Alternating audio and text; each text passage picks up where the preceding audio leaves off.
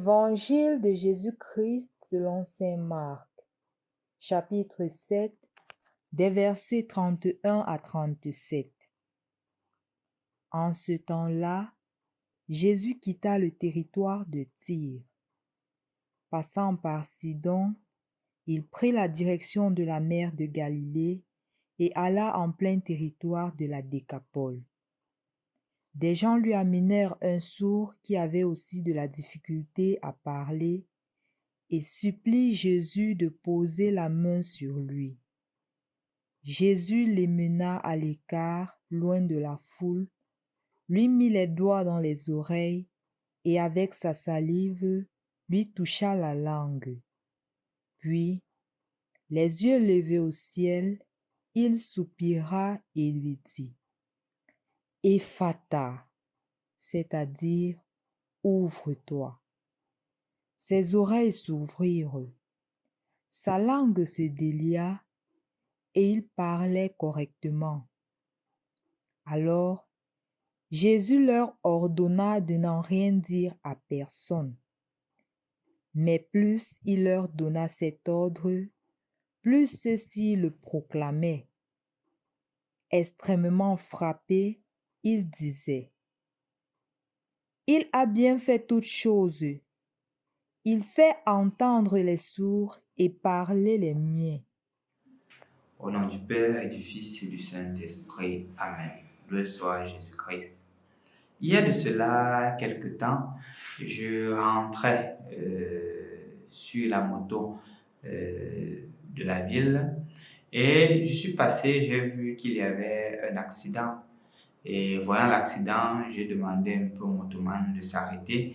Le motoman s'arrêtant, il y avait déjà des personnes qui s'efforçaient à prendre une dame qui avait fait une fracture au pied et qui stoppait un taxi pour mettre la dame à l'intérieur. Et ainsi, on avait aussi confié à une autre personne le téléphone, le contact de la dame et on a demandé à cette personne de l'amener à l'hôpital. Et justement, il y avait cet engouement-là, ce zèle, ce souci pour cette personne, ce souci de guérir la personne, de retrouver la personne en bonne et due forme. Et aussi, ce que j'ai remarqué chez le taximan, c'est qu'il ne disait pas que qui va me payer. Il avait les passagers et tous les passagers sont sortis de la voiture. Il a fait demi-tour et il est parti à l'hôpital. Je me suis amusé à suivre ces personnes-là à l'hôpital. C'était à l'hôpital La Quintini. Et on est arrivé aux urgences. Je voulais un peu voir comment est-ce que la personne qui était dans la voiture, ou du moins les personnes, parce que je me rappelle c'était deux, les deux personnes qui étaient dans la voiture pouvaient gérer cette situation. Ils arrivent à l'hôpital, ils déposent le malade, on dit qui êtes-vous pour le malade? Ils disent qu'ils ne connaissent pas, que c'est tout simplement un accident. Et il est arrivé qu'on ait demandé des cautions parce qu'il fallait le contact avec la famille.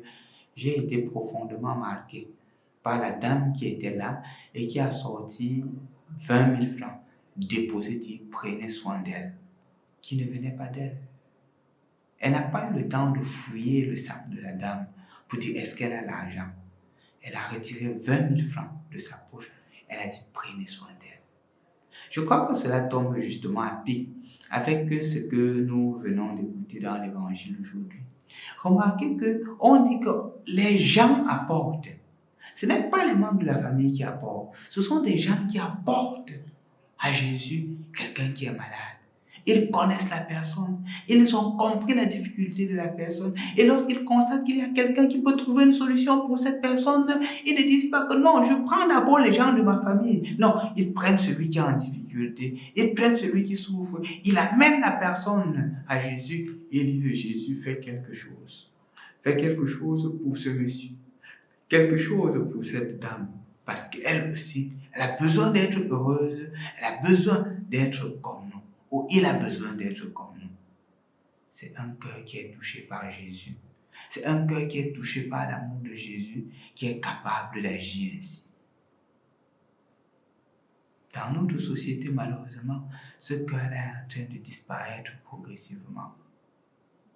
Parce que d'un côté, j'ai remarqué les personnes qui posaient ces gestes de générosité, mais j'ai aussi remarqué des personnes qui passaient le temps seulement à prendre des photos, à filmer pour mettre dans leur statut. Rien d'autre. Rien d'autre. Voilà que la technologie, au lieu de nous aider davantage à nous rapprocher les uns des autres, parfois nous éloigne et nous rend de plus en plus insensibles, pensant que notre univers, c'est l'univers des médias. Non. Je voudrais que ces deux personnes, et spécialement la dame qui a donné 20 000 francs pour prendre soin de ce malade, soient pour toi et pour moi un modèle. Un modèle de cœur ouvert, un modèle de cœur sensible aux souffrances des autres. Et que ton cœur soit aussi sensible aux souffrances de ceux qui t'entourent, mais que ce ne soit pas une sensibilité stérile, une sensibilité qui se limite seulement aux belles paroles, mais une sensibilité qui pousse aussi à agir, une sensibilité qui te pousse à prendre soin des autres. Merci pour cette dame, et je te prie aujourd'hui d'être aussi cette dame-là, sensible aux souffrances des autres, et d'agir pour les relever, et d'agir pour qu'ils soient heureux et heureuses comme toi et moi.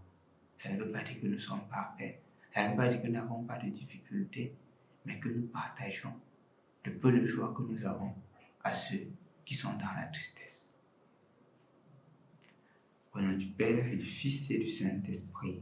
Amen.